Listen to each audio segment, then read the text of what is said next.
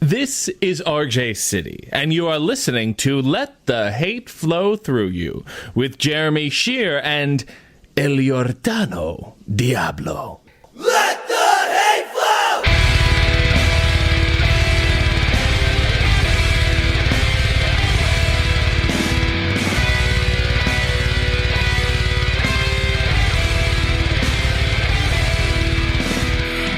Available on the Lousy Weather Media Network.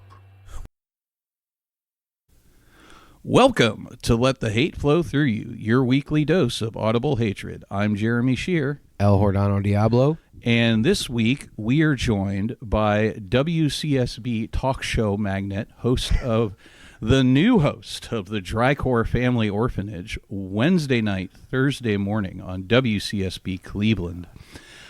Late nights, midnights, and former general manager of the station, Jerry Koenigsmark. That's a really great intro, Jeremy. Thank you. I didn't know I was good enough to be considered a magnet of anything. I would say that if you are existing in the same space as Drycore for longer than a few months, you are a magnate at that point. All due respect to Drycore, because he'll probably watch us, but Magnate, not magnet. Okay. I was like, wait, what? He's for those of you who don't know Drycore, he's I don't know if I would say infamous. I guess infamous to me. Yeah. Infamous to people who are associated with WCSB. Is a talk show host. Very enigmatic, I suppose. Enigmatic, I suppose. Very mysterious. Very. If you can't ask him a direct question necessarily, no. And then being on a talk show with him, it's like, as much as you try, you can't control the conversation. You have to let him control it. Yeah, you absolutely can't. It's a very unique way to be involved in a talk show. Yeah. And I guess that's what I do every other week. Yeah. I just see it as a way to help him get back into being at the station because he's very COVID conscious. Yeah. Well, I'm thankful that you were able to get him back in because he is a huge part of the station, has been for many years, and we've all been waiting. And the show has gotten better with you on it. Well, so. I'm glad to hear that. Glad to hear some sort of response because we really don't get anything. Yeah. So thank you for the kind words, Jeremy. Happy to be of service. So let's get right into this talk show. This one's gonna piss a lot of people off, so I'm stoked about that. I don't know why. Yeah. Because we'll get right into it. Okay, so, Jerry, why do you hate the movie Idiocracy? I think it's twofold. I think it's the way it's trying to deliver its themes, which I'll go into in more detail, as well as its societal impact. Oh. And I can... Yeah, how do you describe the societal impact of Idiocracy? Because that's... one quote, Idiocracy is a documentary. Oh, God, yeah. Which is so irritating, especially if you look... I'm convinced that the people who say that have not watched that movie in years. Mm-hmm. Because if you actually sit down and watch it at least once within the first 5 minutes... You'll be like, maybe I shouldn't be saying Idiocracy is a documentary anymore. Sure. And then I guess this can go into the first sort of thing that I mentioned is how it's delivering its themes. Originally, I was going to say its themes, but it's really the first. I watched this for the first time in a long time. I think last year. Yeah. Because I had kind of grown up thinking the same thing, that Idiocracy was a documentary. Yeah. And something I noticed that more and more people online in online spaces have been saying to the contrary, and I was curious to see if those statements were true. And I watched it, and I was kind of surprised that they were, even though I kind of wasn't, because some people tend to be a little more astute about those things. But yeah, then it was just I guess the theme of the movie really is that like things were better in the good old days, and it's like not a lot of people notice that, but I kind of it's kind of hidden. Yeah, especially there's like a monologue that Luke Wilson gives at the end of the movie about how people used to write screenplays with characters, and I kind of clock that. Yeah. I was like, oh, this is what this movie's about. And then Okay. I watched it. I watched it twice for this episode. I watched it at 2 a.m. last night. That was the newest that I watched. I was like, I got to be locked into this movie when I talk about it. But my theory is that the entire genesis of this movie came from either of the two screenwriters watching either a blockbuster or an art house movie and being like, this is like mindless dreck, this is drivel. And then either to each other or to themselves started riffing on like, oh yeah, blockbusters have degraded, movies have degraded, like what else has degraded in society? Okay. And so with that theme comes the way the theme is delivered, which is essentially a pro-eugenics theme. Yeah, that's the one thing that I've always found hard to shake with the movie. Yeah. Oh, yeah. And again, it's like no one talks about it. I remember I had a brief spat with someone online who just refused to acknowledge it. Yeah. Came up with all these excuses. I can go over some of those excuses later, but it's like, I don't know. It just seems like, this person kind of fancies themselves like a liberal or left-leaning type. And and it's just kind of ironic, I guess, that people like that who sort of pride themselves in like media literacy aren't willing to engage with the movie on that level. I think because on the surface it seems to align with their politics. The stupid people have taken over, but it kind of goes mask off in the first 5 minutes. Yeah. With the pro-eugenics stuff. Yes. Yeah. And I was like, and I thought, maybe last night when I was watching this, I thought maybe the movie has like kind of like a way out that you can sort of say, well, it's ambiguous. But then I wrote this line down, quote, some had hoped that genetic engineering would correct this trend in evolution, end quote. And that gave it away like right away. Yeah. It's just so... Well, it said, what I'm reading is it says Mike Judge came up with the idea. Well, this is so funny. The idea for the film while he was visiting Disneyland with his family and saw two mothers with kids and strollers fighting and cursing at each other, and he thought it would be horrible if humanity was like this in the future. And I mean, that's all we see anymore online is fucking Karens freaking out and all that shit. And that's like the whole Idiocracy is a documentary. I've never understood why people love the fucking movie so much. Like, it's just a fucking movie. Yeah. And like people are like, oh, like it predicted so much. It's like The Simpsons predicted a lot. Yeah, right. And it's just like it's not that hard to see. When was this movie made? Like 15, 20 years ago? Yeah, I think it was 2006. Yeah, Okay, 2006. 2006. So like, it's even back then. I mean, with the fucking Bush administration, it was not hard to see where we were headed. It's just gotten progressively. Well, I don't even know if progressively is the right word. Digressively worse. Yeah. It's I don't know. It's just. I think maybe because society's gotten more class conscious, but there's definitely something really mean-spirited about the fact that it's like, well, that intelligence is implying that intelligence is hereditary, but also like poor people should breed less and rich people should breed more. That's what that movie's saying. Yeah. Okay. It really came out, and especially when they were showing at the beginning of the movie they showed like these are the people that are breeding too much and these are the people that are not having children, and it was pretty obvious what they were saying by the visual cues. Yeah, and it's like they had that rich kind of, I guess I assume it's supposed to be like liberal couple, and it's like, to me it came off as like Mike Judge trying to have like a way out against potential critics, like, oh no, I was making fun of like the liberals too, but it's like the rest of the movie doesn't really have any kind of critique towards that. It's just like, again, it comes off as like a way out, like something you can point to. And it's like, no, I wasn't just going after poor people. I was going after I was going after liberals too. It's like, this was my shot. I was calling them sexless. Yeah. Which I resemble that remark. Thank you. I got a vasectomy real early, but it had nothing to do with the movie Idiocracy. When are you getting your mastectomy? Mastectomy? I actually had a mastectomy. Did you really? Yeah, I had a. Well, it wasn't called a mastectomy because they're not out, but I had a breast reduction when I was in high school. Oh, I forgot. You've told me that before. Okay. Yeah, it was my. I had the torpedo titties, so they just took. They made a little incision and knocked me out for it, and got the torpedo down. So it didn't seem like at the time like a big deal, but then when I put a shirt on, it was like significantly less boobage, and then word got around the school that I had a breast reduction, and people stopped grabbing them. So it worked. So what I'm trying to say is I had gender affirming care as a child.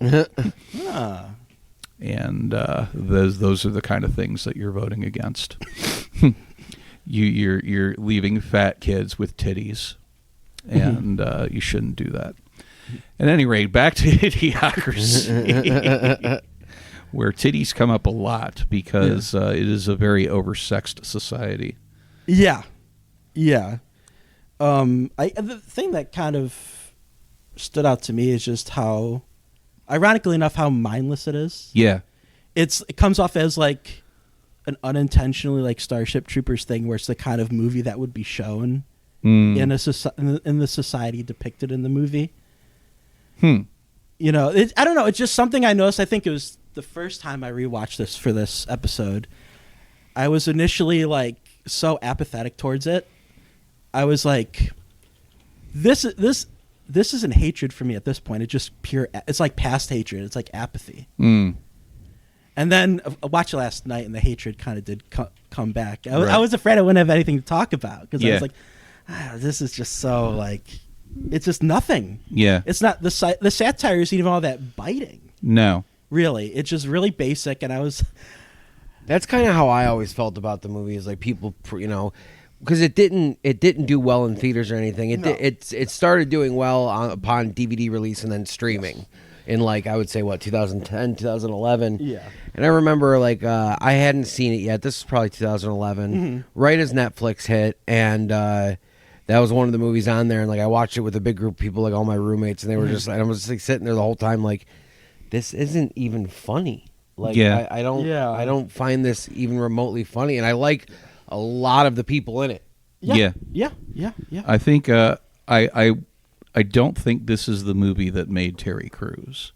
No, that was Friday After Next. Well, I think it was White Chicks. Yeah, that was the first time I sure. noticed him.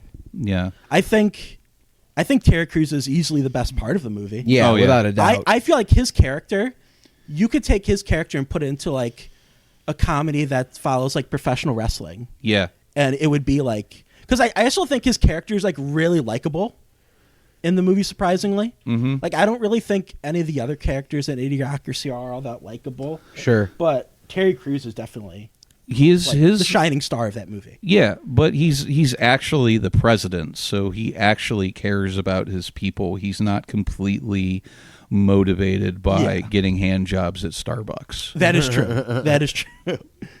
He's probably the only like future character that's written like that. Like everybody else in the movie seems to like betray not sure, which honestly, like, that whole thing always bothered me because it's like I respect doubling down on that joke, but not sure is like really awkward through the whole thing. Yeah. I think the interesting thing that I saw about the movie is that the jokes that kind of directly have to do with like stupidity and intelligence for the most part aren't funny, but I feel like there are individual jokes that are funny in terms of joke construction that if you took them out of that movie and put them in any other movie, they would work. Yeah. And I guess it isn't surprising since Mike Judge is a comedy writer. Yeah. But it's like, I don't know if that speaks to the strength of the movie that you can just take any other joke and put it in any other kind of appropriate comedy and it would still work. I feel like if you're doing a satire, you should be able to craft good jokes that are relevant to what you're talking about. Well, I've heard the argument before too that like, oh well, it didn't have a big enough budget, blah blah blah. I'm like, the movie had a fine budget for what it is and what it was. It didn't need any more money. Like that's literally just a fucking excuse Yeah. for, a shitty movie. Yeah. Oh well, Or an okay movie, if you will. Yeah. It's just like I did this. There's a lot of green screen in this movie. Yeah. Yeah. It's like you're watching like a sci-fi original movie from the early 2000s. Yeah. Like the shot of the three of them walking in Costco is like the most obvious. Characters are walking on a treadmill with a green screen behind them. You got to get the mic closer to you. Oh, sorry. That's I'm sorry. But yeah, it's. I had heard that I know there was kind of a campaign about this movie, like, oh, Mike Judge's movie is getting censored, it's not getting put in enough theaters. But I don't know, maybe the studio was right.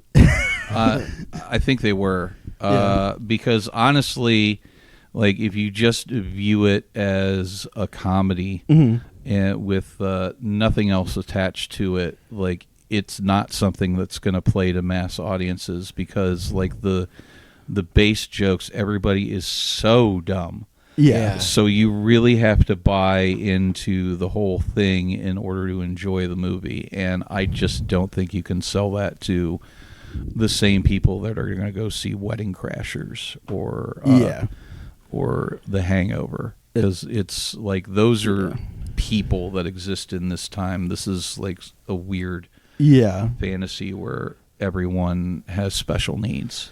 Yeah. So it might be a movie with a message. They didn't know how to fucking deliver the message. Yeah. And I guess like it's such a weird movie, I guess, because I don't know what Well, I think the thing that always bothered me is they kind of created their own like normal slang for the movie. Yeah. And sometimes when you create a new language, it's iconic, like, the Clockwork Orange. Clockwork Nadsat. Orange. Yeah. But this was like, in the years since the movie and the many people I know that enjoyed it, like nobody has imitated the whole speech of the normal future characters. Yeah. Right. It's just lines from the television or like lines from the computer or Terry Crews. Well, and it's funny you bring that up because I've had people, because I quote movies all the fucking time. Yeah. And it's like I've had people be like, say whatever to me, and I'm like, I don't know what that's from. They're like, you've never seen Idiocracy? I'm like, I've seen it. I don't fucking worship at the altar of it because I didn't think it was that good in the first place. Yeah. The only thing that I kind of knew was the whole Brando, it has electrolytes thing. I feel like that's the only thing that's permeated in pop culture. But even then, that hasn't been a popular phrase in, like, I feel like 10, 15 years. Sure. No. And admittedly, like during the 2016 election, I saw it a lot. Yes.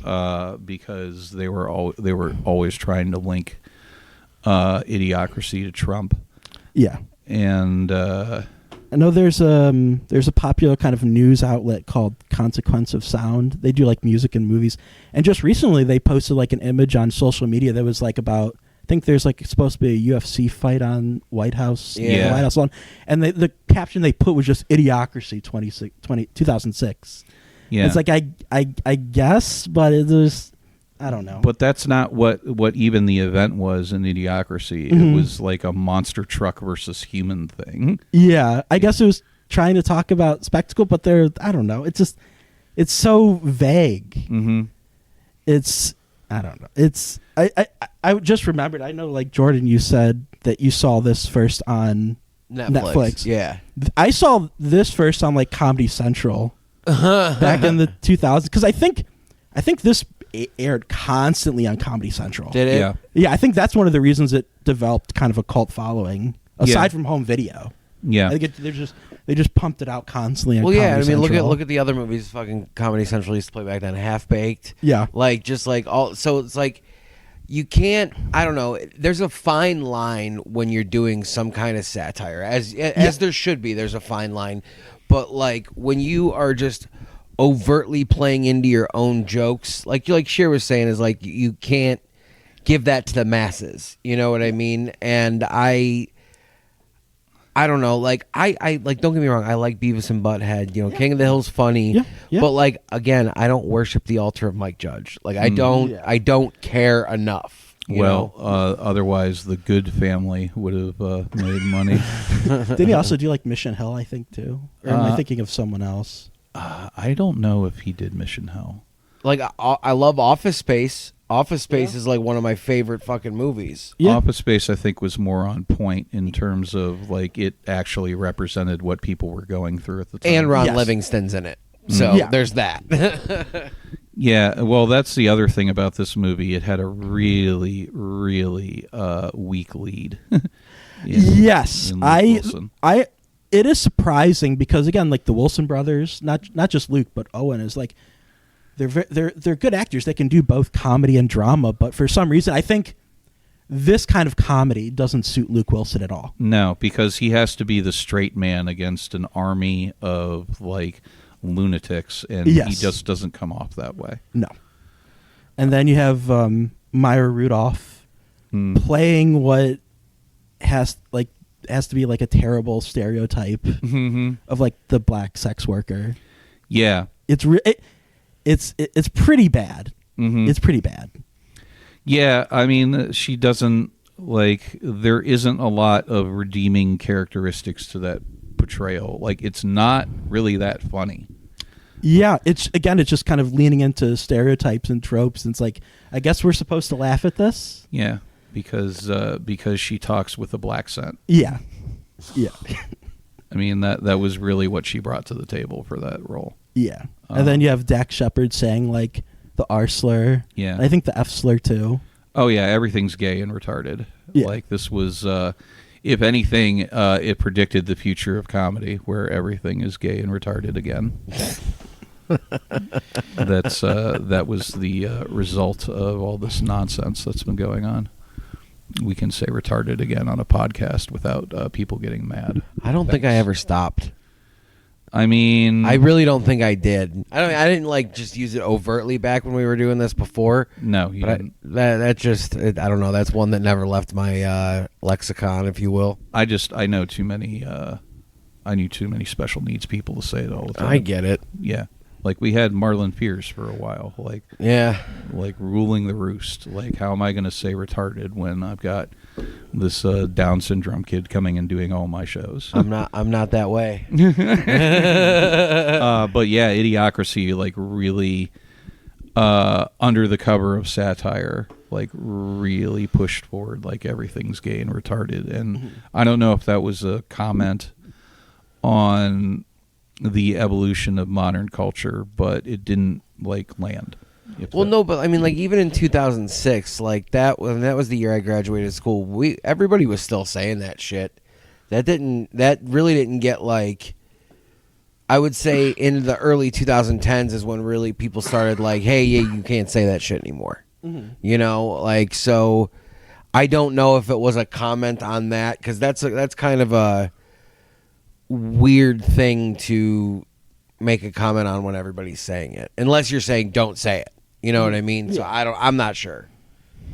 I just think it like that was the level of discourse, because it was established like pretty early when he got into the future, when the doctor called him gay and retarded. Yeah. Played by our great thespian Justin Long. Oh, he is. He's wonderful. He really is. I was just talking about him recently, and like how like versatile he is and how funny he is, and like it's just, I love the dude. I really, really do. Sidebar on that one. Sidebar: we like Justin Long, Yeah. even though he was in this movie. And I mean, have you ever seen Tusk? He was fucking great. He was like Michael Parks was probably the best part of Tusk, but Justin Long was great too. I didn't see Tusk. Tusk is good. It's weird as fuck, but it's good. A lot better than his movie after that, Yoga Hosers. That was not good. Not Justin Long, Kevin Smith. Yeah. That's his worst movie for sure. What about that NFT movie that he did? Have you seen that? No, what's that one? I think it was like a horror anthology called Kilroy Was Here. No, I heard that is awful. Like, I heard that's genuinely awful. Really? I'll have to check that out. Yeah, you have to kind of search for it. It was originally released as an NFT. That's fucking stupid as fuck. I love Kevin, but he jumps into some dumb shit sometimes. But Sometimes? He does it a lot. Yeah. I mean, I've always been a big defender, but like, What was the last superhero movie that he hated and that he didn't overly praise? oh yeah, no, exactly. That's like one thing where I'm just like, dude, come on. Like, most of the Marvel movies from 2020 to 2024 were not good. Most of them. There was a couple that were, but they made more than a couple handfuls of them. You know what I mean? Yeah. And they were mostly not good. Yeah. But yeah, he just like his and I've always said this. I've said this on this podcast a million times. Like, people who are overtly positive or toxically positive, I'm just like, fuck off. You know? Yeah. Get out of here with that shit. I don't care if you're on the fucking payroll of Disney or whatever, but like, be objective about shit, man. You can't really take him as like a critic. No, absolutely not. Especially no, like fuck no. Every other movie he comes out of, he takes a selfie of himself like with crying. tears in his eyes. Yeah, dude. Like, the only reason I the only reason I cried at Thor: Love and Thunder is because it fucking sucked.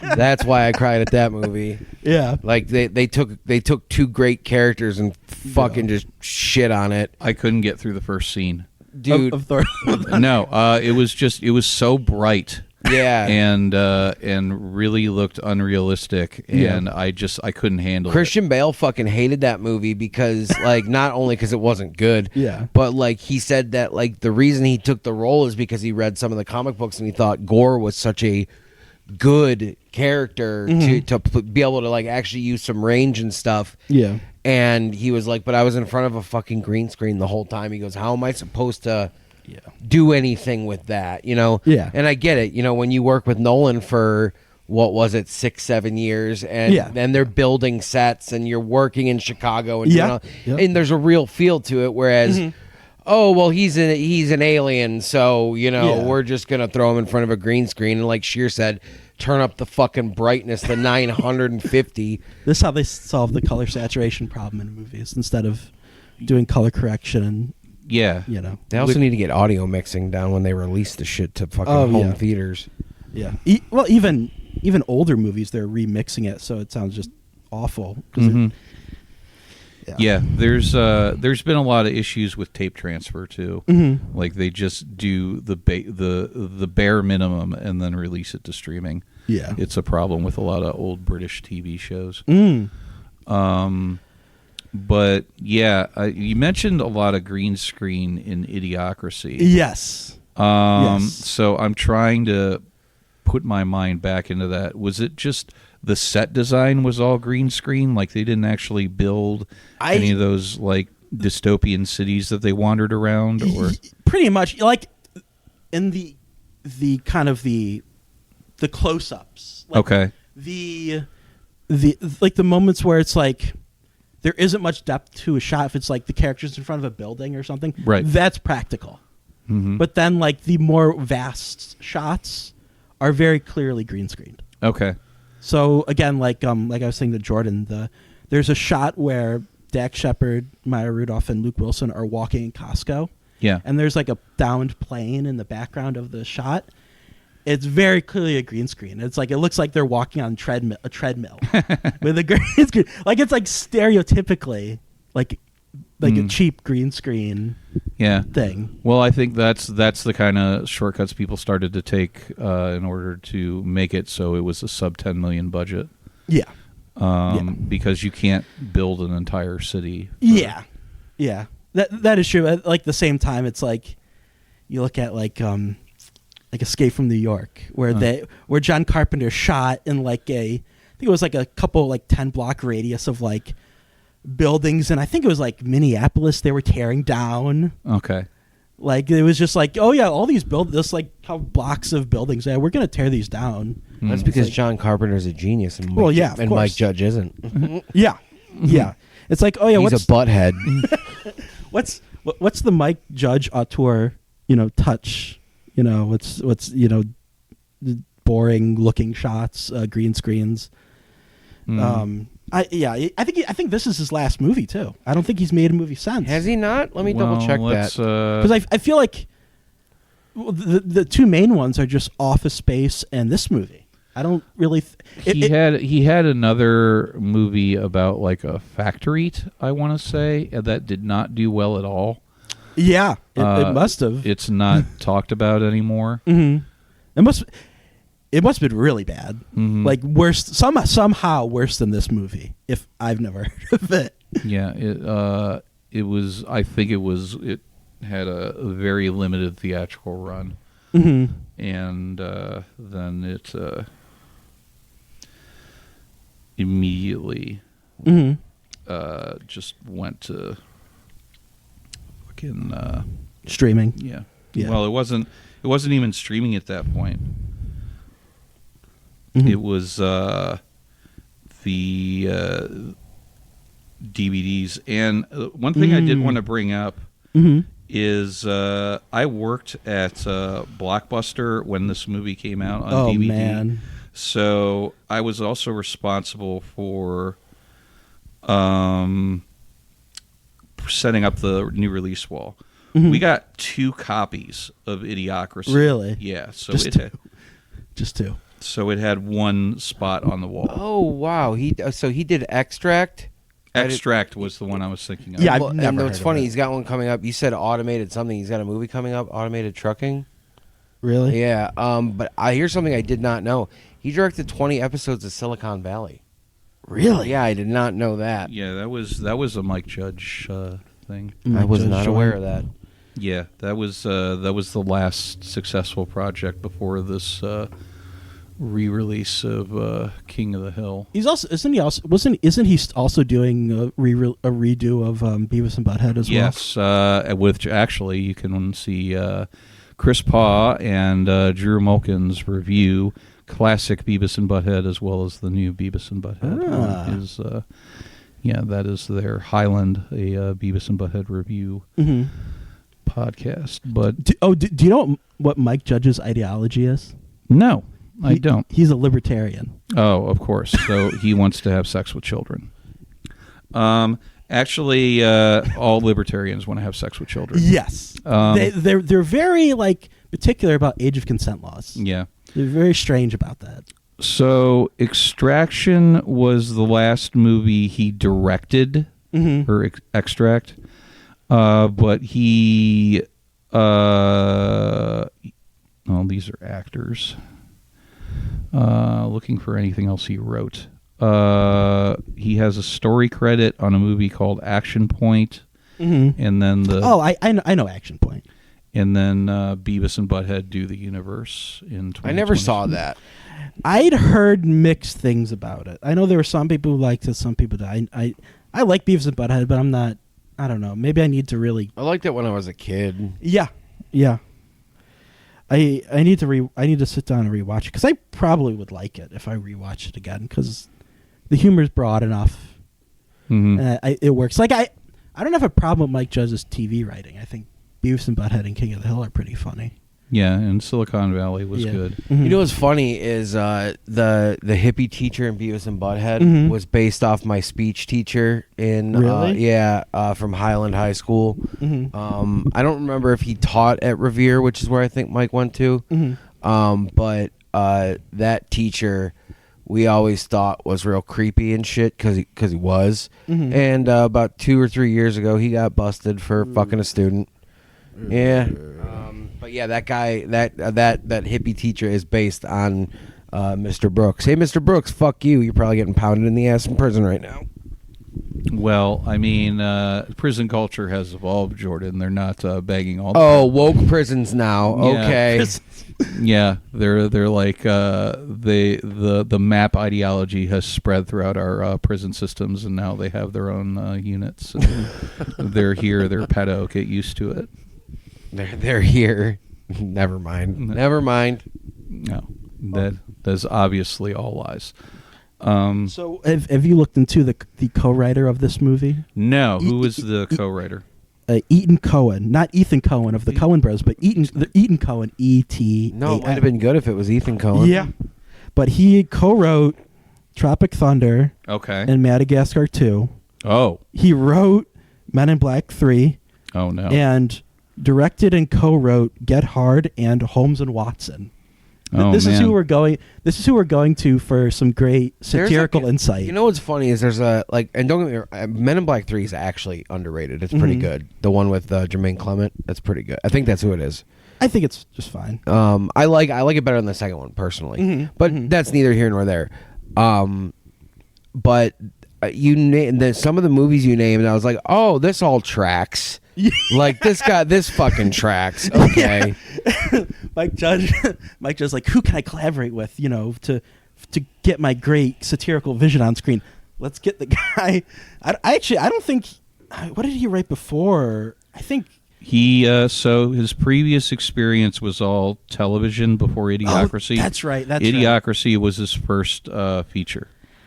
Because I think didn't he also work on like King of the Hill and maybe Yes, Beavis and Butthead? he worked on King of the Hill, Beavis and Butthead. Yeah. He worked on Recess. Oh wow! And Timon and Pumbaa. Okay, yeah. And in the same year as Idiocracy, American Dad. Okay. I mean, and I'm not the type to like sit here and just be like, point out the stupidity of shit. Yeah. But no, I am. I take that back. But in this case, and maybe you'll see what theme I'm talking about. But like, the guy wrote Get Hard, yes. which is just all it is just prison fucking in the ass jokes. Mm-hmm. He wrote Tropic Thunder, which while it is funny, it obviously has its fucking issues. He wrote it with two other people, by the way. So Yeah. it's not just him. No, sure, but like there's a theme here, is Yeah. what I'm saying. By the way, Tom Cruise was the best part of that movie. He was so fucking funny. Yeah. And then Madagascar. Like, so I rest my fucking case. This guy Madagascar too. sucks. Not even the first one, Yeah, the second one. Yeah, you wrote the sequel, dude. Like, you... Come on, dude. You fuck off. Like, you started with Idiocracy. Like, really? What about the cinematic masterpiece that is Holmes and Watson? Holmes and Watson. I don't think I saw that one. That was Will Ferrell as Sherlock Holmes and John C. Reilly as Dr. Watson. Oh, no. And like, it's a movie everyone hated when it came out. Yeah, dude, everyone hated that movie. That's one thing I mean, and that's Hollywood's fault. Is we had 3 bangers with these dudes. Let's fucking just run it into the fucking ground. Because I haven't thought Will Ferrell was funny since like fucking Step Brothers. Yeah. Like, I have not seen one movie since then where I'm like, oh, that's great. Yeah. Him and like Jack Black are kind of doing the same shtick over and over again at this point. Yeah, but like at least Jack Black's is like, and I'm not defending everything the dude does, but like at least Jack Black's is like, it has its appeal to kids. It has a more, whereas Will Ferrell's just like, hey, I'm goofy and weird and I play the same thing in exactly fucking everything I do. I take back what I said about Step Brothers. It's actually the last good thing he did was Eastbound and Down. Okay. That was great. Did you see the trailer for the new Anaconda with Jack Black and Paul Rudd? Wait, they're remaking Anaconda? It's like a weird kind of meta thing where Jack Black and Paul Rudd want in the movie they want to remake Anaconda like a fan film. So they go to the Amazon to make this movie and they get attacked by a fucking anaconda. By a real anaconda. That's the movie. And it's shot like a Super Bowl commercial. I'm not kidding. I'm not kidding. The thing is I love Anaconda, I love Jack Black, and I love Paul Rudd, and this is a terrible fucking idea.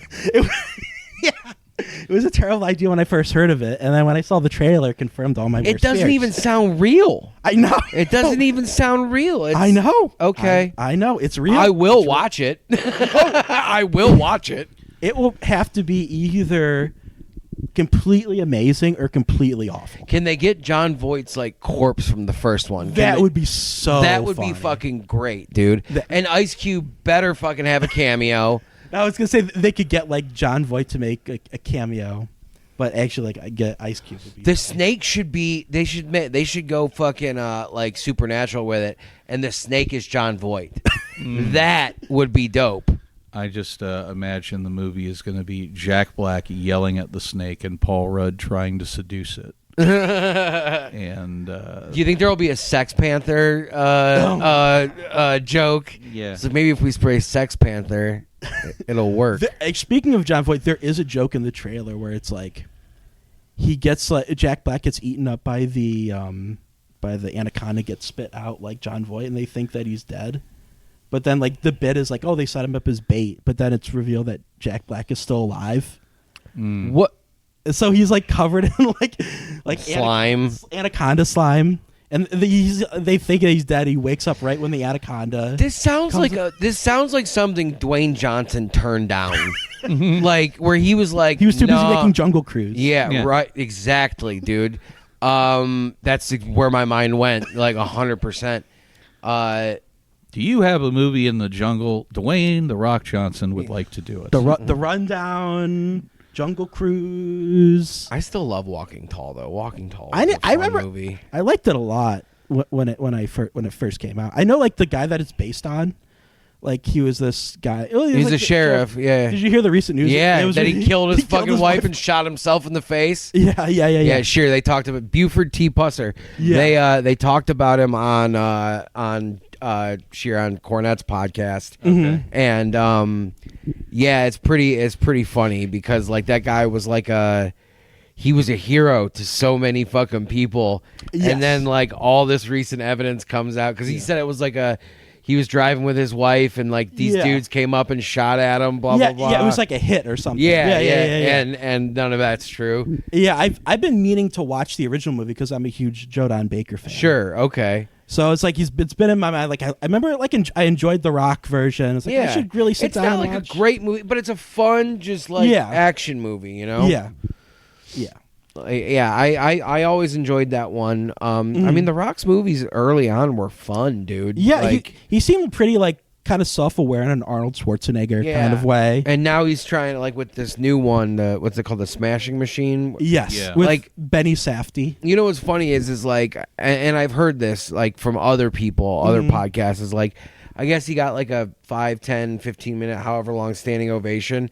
It's like, dude, they've given standing ovations to so many people who fucking don't deserve it. Yeah. So yeah. like when I saw the trailer, I laughed. I was like, is this like a not a parody, but like, I mean, I was like, is this supposed to be funny or what? Yeah. But I will watch it, but like I'm not into it. I've heard, like, I don't want to disparage the movie because I haven't seen it yet. But Right. I've heard that. So this movie's based on a documentary also called The Smashing Machine. Yes. Okay. And I've heard that this movie, this Rock movie, is like a shot-for-shot remake of that documentary. I That hate does when not- they do shit like that. Which that's so weird too. Like, why do a shot-for-shot remake of a documentary Yeah, that's fucking for your weird. fictional movie? There are some things that I saw in the trailer that were not in the documentary. Oh, really? Yeah, like the Okay. stuff with his wife, where they're like actually interacting as a couple. Okay. There's not a lot of that in the documentary Okay. because it's Okay. really hyper focused on his time in Pride, if I remember correctly. It's been I watched it when it came out because I was a big UFC guy, and then fell into Pride accidentally. What's his name? Mark Kerr? Mark Kerr. Mark Kerr. I was thinking Frank Mir. I was like, it's not Frank Mir. No. It's Mark Kerr, and like he was like Pride was very much like take all the steroids you want kind of place. So that's why they got The Rock. Yeah, weren't there like no rules there? It was just like fucking. It was Wild just West. lax. It was lax rules. Like you could do soccer kicks to the head on a You downed could kill opponent. somebody like that. Yeah, it was. But like they also did a lot of freak show fights with like guys that are 500 pounds versus guys that are like early UFC stuff. Yeah. Except like way more blatant about it. Yeah. Okay. They made a former offensive lineman who got kicked out of the NFL for PEDs into a superstar because he would just fight smaller Japanese guys in K1 and Pride. And they dig stuff like that. Remember when Kimbo Slice got his ass whooped by that little Seth Petroselli kid? Yeah, That was wild, dude. I'll never forget that. I will never ever forget that fight. it's it's fun, but that's the thing about Idiocracy is they Yeah. don't like the president is a pro wrestler, so Yes. it's which is a very different thing from UFC. Yes. Another thing I want to bring up about Idiocracy is like how it chickens out about criticizing like corporate kind of control of like the government. It does. Because it like there's a part where it talks about how Brando buys out I think it's the FDA and then some other government organizations, and instead of kind of exploring that in a comedic way, it reshifts the focus back to the poor dumb people. Yeah. Which is just so kind of telling about what Mike Judge thinks of that. I guess I don't know what he thinks of it, to be quite honest. I guess corporate takeovers of government things are kind of expected, or you shouldn't be surprised. So place the blame on the employees for being mad and not being complicit, I guess. It seemed to me like the message there was like, this is what you voted for. Yeah. Like you slowly have given up more control of your life over time. Like the whole world is run by algorithms. Yeah. And it's like, seems to me that, even like the corporations that are in control there, it doesn't seem like there's any people involved. It's just the systems have not completely taken over. Yeah, which it also, like, it's such a weird thing too, because there are kind of story problems like that. I think about like that. It's like you're trying to say something about corporate takeover, but like the people in charge aren't. It's not realistic. Like, these are people making these decisions like in real life that affects other people, and like things like that. And then there's the supposed like happy ending. Yeah. But it's like, if this is a world where intelligence is hereditary, how are two quote unquote smart people procreating supposed to solve the problem? Especially if none of the quote unquote dumb characters change. If none of them change, nobody changes. Nobody grows quote unquote intelligent. Nobody. Nothing. I don't think it's. I don't believe it's hereditary, but it definitely has something to do with the fact of who raises you. You know? And yeah, I'm not saying that I. No, think that either. I know you're not, but I mean, I just like, it's just funny talking about this. Like, it just reminds me of like people say Idiocracy is a documentary. Yes. Whereas 2 or 3 years before, the band No Effects wrote a song called "The Idiots Are Taking Over." Yeah. And that song was so poignant then. Yeah. But it's so much more poignant now. Yeah. And like, it's, he in a 3.5 minute song, they fucking nail that. Whereas in an hour and a half long movie, it's just like dumb fucking jokes and like, oh hey, this is where we're headed. Yeah.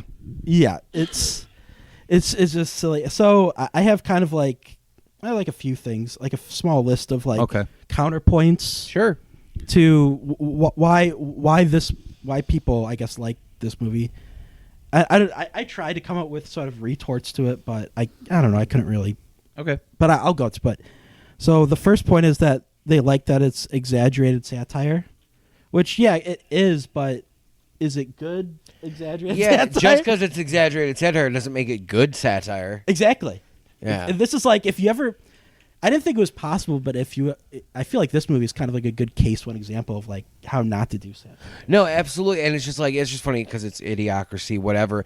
But it's like exaggerated satire at some point is just fucking stupid, which is like I think maybe what they were going for, but then they went way too far. Yeah, they leaned way too far into it. Yeah. The other point is that it criticizes consumer culture, which I think it doesn't really do. Like, no. It kind of like there's some things on the edges about Costco, but it's more used as window dressing. Sure. Than trying to make any sort of like point. About it. Yeah. No, because the people that are actively participating in it is the entire world. So you don't really see, anybody resisting the consumer culture is just what happened. Yeah. And I don't think it's over the top enough to really make any criticism. Like, what exactly are you saying about our culture by saying you can get hand jobs at Starbucks now? Yeah, that's not. Maybe if there was something relevant both back then and now, but there really isn't. No, there's no like parallel, like real life parallel that you can draw from and like make that connection. Like, oh yeah, I see what they're doing. It's kind of just a funny, dumb thing that he put in because I guess he thought it was funny. Yeah. I just have to say that Starbucks doesn't need to incentivize me anymore because I drink it anyway. But if they were to offer that, I mean, I'm not going to say no. I'm going to say no. Well, yeah, you're asexual. You don't want anybody jerking you off. No, I don't. But also, like, I have been in enough coffee shops where old men watch porn at full volume. That's that's not where I was just talking about going in the hand job room. Well, I mean, do you honestly think that if they're going to give out hand jobs at a place that also serves coffee, that there's going to be a hand job room? I don't think. Yes. Well, I would say Dak Shepard is very open about doing like sexual acts out in public. Yeah. I have a feeling that's kind of the culture of this world. Mm-hmm. Just open sex, no private rooms, really. Just move to Europe, man. Just move to Europe. Go to France or Amsterdam or Belgium. No, I mean... That's where I'm going. Yeah, it's look for El Hordano Diablo. Visits the red light district.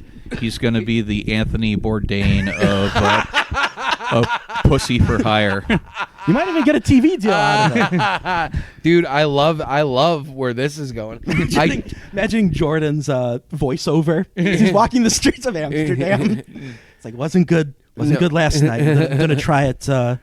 I'm gonna try. Sissy's I'm gonna try Steakhouse. next door tonight. The next red door.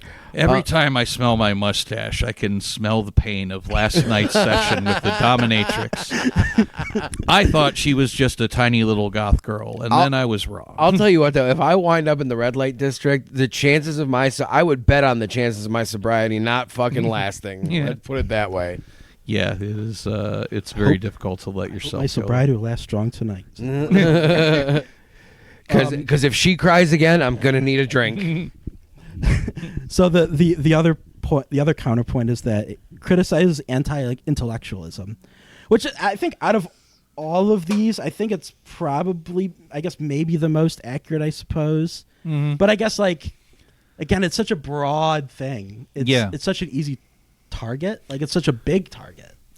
It's a big target, but I also don't think it does a good enough job, like, criticizing that because the smartest person in the world is not smart. Yeah, he's average. Yeah.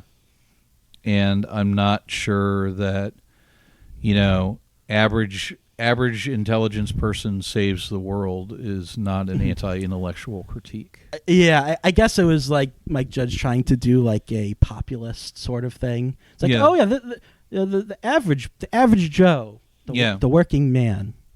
The average, not sure. That's right, not sure.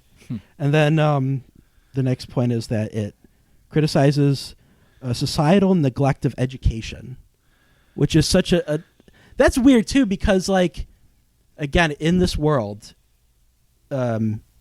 intelligence is hereditary. Yeah, and I don't know what I also feel like societal neglect of education, like, it's I don't know. I feel like if you're going to criticize education, it should be from systems. Yeah. Criticizing systems. Well, yeah. Look at what they're doing right now to the education system. They Yeah. dipshit put fucking Linda McMahon in charge of dismantling fucking the education system. So, like, I mean, the trope is there. You know what I mean? Yeah. You're putting a professional wrestling executive in charge of the education. So that's like putting, I don't know, a dude whose brain's fucking gone from a worm and he's still probably got heroin fucking thrown through his system in charge of health. Like, that guy's, have you heard the guy talking? Voice of an angel. Like the fucking thing from Dune. That's what he is. Oh, God. Speaking of Linda McMahon, I feel like now would be the time to do this, but WCSB needs you to seduce one of Hunter Hearst Helmsley and Stephanie McMahon's daughters, and that is how we're going to get funding for the station. Exactly. Okay. You're going to marry into the McMahon family. I like that. I feel like that's the only way you can make money nowadays is to marry into some rich family. Oh, yeah, absolutely. You got to get lucky. Oh yeah, you got to get real lucky. You got to hit the pavement. And you hit the clubs. Dude, it's fucking Get Out. It's the movie Get Out. It's all just rich people. Yeah. But I don't know. It's like what exactly is societal neglect of education? Like, what is how is society neglecting education? It just seems like, if anything, society cares a lot about education. It's just more so just like government officials and like maybe some like right wing people who don't care. Yeah. Well, it's right-wing people who want prayer in school again. Yeah. Yeah. I don't think anything was said about that though. Yeah. Yeah. In the movie. Yeah. It's a very strange point, but the last point is that it mocks societal trends, which again is another very broad stroke. You kind of got broad to brush. if you're going to do that, you kind of got to pick a lane. Yeah. And you can't just like, oh, here's this, I don't know, like a track race of here's this one, this one, this one. Yeah. This one. Like, you got to pick one, bro. Yeah. And it's just like, I feel like it doesn't really do a good job like making fun of like the media. I No, suppose it doesn't. it's like, oh yeah, they all sit in front of their TVs all day, and it's like, well, it just feels kind of like not. I don't know. It just feels kind of cheap to me. It's like, well, yeah, people sit in front of their TVs because at that time in 2006, like, what else? Well, no, Yeah. and like Do. it's funny because like it's funny you say that because like even at that time, not everything, and literally everything was controlled by like 3 or 4 major companies. Correct. So back then they could have pushed the bounds a little bit more, and they didn't. They didn't. Now everything is literally owned by ABC, NBC. You know, like. And you have to toe the fucking line, which is funny because like some stuff that Fox owns, they still let people criticize them a little bit, and I'm surprised about that when I see it, because you look at like what just fucking happened to Jimmy Kimmel, and it's like ABC, what a fucking joke. Yeah. It like the whole like ow my balls show comes off as Mike Judge just hating like Jackass. Which is weird because he worked on Jackass. Oh, really? Yeah. Did he? Yeah, he was. I know, like Spike Jones worked. On it. He wasn't a Like director. Lance It was. I think it Bangs was worked a. on it. I think he was an actor in it. Okay. Jackass? Yeah, I'm. I don't. I've never heard that before, Jeremy. Yeah, it's in his filmography. That's I'm crazy. looking it up right now. But Jackass number 2 and Jackass 2.5 and Jackass 3D as himself, actor. What year did Jackass 2 come out? 2006. Yeah, I was gonna say. Okay, so I have a feeling that if I had to guess, he wrote this before he became friends with the Jackass crew. And maybe he had some like hang-ups about them. And then by the time he became friends with them, it was kind of too late. It's like, well, it's funny. It's all in good fun. They're my friends. Yeah, I mean, I don't think that I think the times that those dudes only get really butthurt is when it's like amongst them and infighting. Like, they know what they are and what they are portrayed as by other people in the industry. Because like, there's no in between with those guys. You either love them or you hate them. There's no this is fine because either you find that shit funny or you don't. Yeah. I tried to look up what exactly he did in it. But I'm gonna look into it for sure because I don't remember it. Yeah. I don't. And I'm a big fan. Yeah, I don't remember but I think also part of that, like the whole television parody, just seemed like the same criticism everybody had about cable news with all the shit on the screen. Like it's basically a longer form Saturday Night Live skit where there's more and more shit on the screen. I feel like that's also in like Back to the Future Part 2. Yeah. When he turns on the TV screen, it's like multiple screens and like the news, and it's just it's a tried and true form of media criticism that they've been doing forever. Well, and I think I mean, not that you were slandering Back to the Future 2, but if you were, we'd have a problem. No, I'm just kidding. But for another episode. I feel like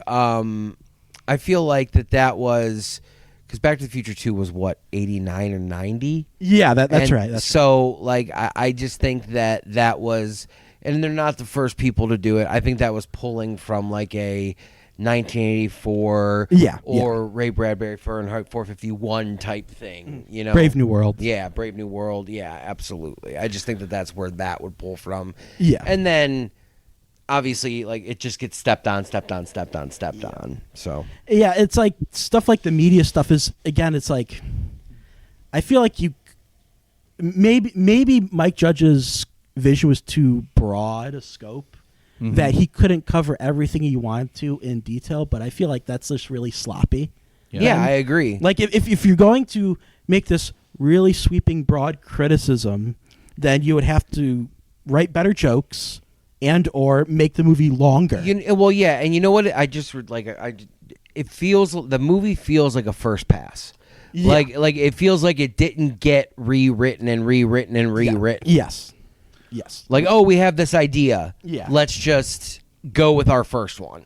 Well, Yeah. listen here, you goddamn maniac. I will not have you criticizing first passes. That's how I do all my work. There will be no editing of this podcast. It is being released as is. First pass. First pass. Nothing will be done. Yeah, but we're good at it. You guys are professionals. Yeah, that's if you learn nothing else from this podcast. I'm a goddamn professional, people. You heard it here first. So I want to talk about one last thing. Okay. Which is in preparation for this episode, I wanted to watch good satire. Yeah. So I could recommend to Monty people- Python. Yeah. I wanted to recommend to people out there listening or watching this show, like, especially if you're the kind of person that says Idiocracy is documentary. Yeah. I kind of wanted to just do a little bit of searching. I couldn't watch everything I wanted to watch, but I wanted to present some possible alternatives and see what you guys think of them. All right. The first satire that I think is better than Idiocracy is the original Dawn of the Dead. Oh, yeah. Satire of consumerism. I think is very strong. Yeah. It's a wonderful movie. Yeah.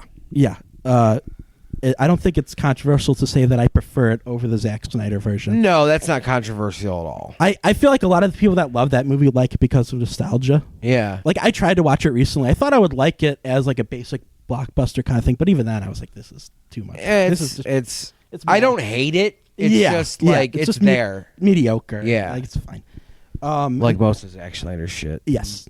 And then after that, I watched the Robert Altman film Nashville, Okay. which came out in 1975. I've never seen that. It's pretty good. It's like the sprawling epic that follows 5 days in the lives of 24 people, and it satirizes the country music scene in Nashville, as well as politics of the time that feels relevant now. And the way the characters are portrayed, there's some exaggeration, but Robert Altman lets the characters, how they are naturally, be how they act is like, he doesn't have to exaggerate. So it's just the characters are funny because of who they are. It kind of sounds like it's like proto Slackers. Is it Slacker or Slacker? Slacker. I've never seen. Is that the really? Richard Linklater? Yeah, Richard Linklater. I've heard of it, but I've never seen it. It's good. It's real good, and it's just like what you just described. I'm like, oh, that's very Slacker. Okay, I'll have to watch that then. Yeah, it's good. That's where I don't know if that's where Kevin Smith got the idea for Clerks, but it was the movie that made him be like, oh, I could make this movie. Yeah, but this follows like different people in Nashville, like mainly musicians. Yeah. But then it kind of leads up to this finale at a political rally for this sort of third-party candidate that somehow he's roped in like these famous country music. I wonder if you're going to say what satire just came to my mind. One of my favorites. Okay. But yeah, that's a pretty good movie. I'll check that out. It was nominated for Best Picture in 1975. Shit. Okay. Along with maybe the best Best Picture lineup ever with like Jaws, Barry Lyndon, Dog Day Afternoon. Wow. One Flew Over the Cuckoo's Nest. That last one, that won. No shit. That's like probably the best Picture lineup ever. Dog Day Afternoon's so fucking good. Oh yeah. But then after that, I watched a lesser known movie by a director named Michael Ritchie that came out the same year as Nashville called Smile. Not the horror movie. Okay. But this is a satire of beauty pageants. Oh. It's kind of like Nashville. It's like it follows different people, but there's way less people than 24.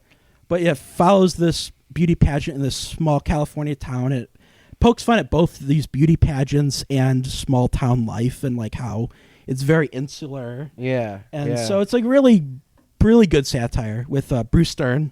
Oh, great. I love Bruce Stern. Yeah, He's such too. a good actor. But Me too. Yeah, Smile I kind of blind bought that on Blu-ray because I heard it was good. I watched like, wow, this is really good. Yeah, that's always a plus when you buy something and it turns out fucking Oh, great. yeah. Yeah. But yeah, I recommend Smile by Michael Ritchie. And then After that, I picked a French film from the 70s called The Discreet Charm of the Bourgeoisie by Louis Buñuel. He did the famous short film where the woman gets her eye cut with a straight razor. Oh, God. Yeah. But that's a satire of like the rich, if you couldn't tell from the title, about these rich people trying to have a dinner party and trying to sit down and dinner, but something gets in the way, so they can't actually eat dinner and they keep having to postpone. Yeah. So it's like it's a very absurdist satire. Okay. Really good. Louis Buñuel, Spanish director, made a movie in France with French actors. But that's really good. And then I watched for the first time in a very long time, which I'm sure both of you will love, is the Sylvester Stallone motion picture Demolition Man. Oh yeah. Which I feel like that is what Idiocracy is trying to do. Yeah. But fails. I agree. I can totally agree with that. I was surprised how much I like Demolition Man, because it's very clear that the society depicted in Demolition Man is like a fascist society that is like, oh, we're so nice and clean because we got rid of all the undesirable. They live in the sewers. Right. Yeah. And it's like, oh, this is like, I feel like the joke writing is a lot better than agree. in Idiocracy. Yeah. My favorite part of that movie is how it is the tragic story of an Italian that's not allowed to have sex with women, and him trying to come to terms with this brand new world where he just can't get his grease anywhere he wants. You got to wear the VR glasses. Yeah, the VR glasses sex, which that's it's coming. Oh yeah. The three shells. Yeah. Which, so speaking of a really good joke, the joke that kind of caught me off guard about the whole three shells thing is like when Sylvester Stallone, like when you cuss, you get like a ticket. Yeah. There's a part where after you use the bathroom, he just says a bunch of cuss words and he takes all the tickets. Yeah. And he's like, all right, I'll be right back. I'm going back to wipe. Yeah. Which I thought was a really good joke. Yeah, I love that. And it's like, it helps when you have like a good writer, like one of the writers is named Daniel Waters, and he wrote the script to like Heathers. Okay. Okay. So like they actually have like a legit like good writer. Yeah, absolutely. Writing on Demolition Man. And then after that, speaking of Sylvester Stallone, I watched the original Death Race 2000. Okay. Roger Corman produced, directed by Paul Bartel. Again, if you know the basic story of Death Race, it's like a cross-country race where I think 4 or 5 racers, like the whole point isn't necessarily to get to one place to the other first. It's to get points, which involves running people over. Yeah. And I felt like the way it described like the bloodlust of people and the way that it depicts the media about how like they're really like they're pushing what the government is saying is this very like fascistic government. Yeah. I felt was way more. I think that and Demolition Man are the two probably closest to Idiocracy in terms of like similar setting. Yeah. And location, which I thought was strong. And then the last movie that of course we recommend, that I feel like all of these satires, like Idiocracy and like other ones I don't care for, like Don't Look Up or The Substance, they all want to be Dr. Strangelove. Of course they do. Oh, Dr. Strangelove is great. Yeah. They all want to be Dr. Strangelove, and they can never well, be good Dr. luck. Strangelove. Nobody's fucking Kubrick, period. Yeah. And like Nashville, the thing that I noticed about, I rewatched this for the first time in a very long time, is like in Nashville, there really isn't a whole lot of exaggeration. It's like Kubrick looked at how inherently ridiculous the government and the military and the people who work there. And it's like, I don't really have to change much. I just have to give maybe a few characters some ridiculous names, but them as people are just funny enough. Yeah. It doesn't have to be bombastic about it. I was surprised how dry that movie is. That movie's why they took him 30 years to kill him. Not Eyes Wide Shut. No, I said that's why it took 30 years. Oh, okay, yeah. Because they were we can't kill him right away. Yes. But I was just gonna say, as far as you didn't name one of my favorites. That's okay. What's that? Bulworth. Yeah, I need to see Bulworth. Bulworth. I've heard good things about it. Is fucking great. Okay. Yeah. Okay. So watch that if you haven't seen that. Okay. You want satire. I know. Speaking of like political satire, one that I wanted to watch for this, but I couldn't fit it in. Another movie directed by Michael Ritchie, who did Smile. He did a movie called The Candidate with the late Robert Redford. Okay. Which he plays like this kind of populist candidate who, from what I've heard about the movie, he kind of degrades his popular policies more and more until he becomes just a regular politician. Yeah. And he gets like, and it's just I've heard a lot of good things about it, but Well, we have provided you, the listening audience, with a list of better satire than Idiocracy. That's right. This is the first episode of Let the Hate Flow Through You with homework. Exactly. But that's the magic of movies, Jeremy. Yeah. You can pop in something better. Speaking of magic, where can we find you on the internets? I mainly work out of Letterboxd. I think I have over 300 movie reviews on there. All right. I'm always pumping out long movie reviews. You can find that. You can look up J King's Money, JKINGSMONEY on Letterboxd, as well as Twitter, as well as I believe it's also on Instagram. That's also my handle on Instagram. All right, and then you can listen to him every other week on WCSB Cleveland, Wednesday nights at midnight. Yep. All right, so Jordan, I don't think we're going to find anybody that hates Idiocracy as much as Jerry Koenigsmark. No, there is another. And scene. I won't apologize again. I'm a repeat offender. You can see right through my skin. I don't care about making mistakes. I keep setting up and falling on my face. Feed me numbing agents.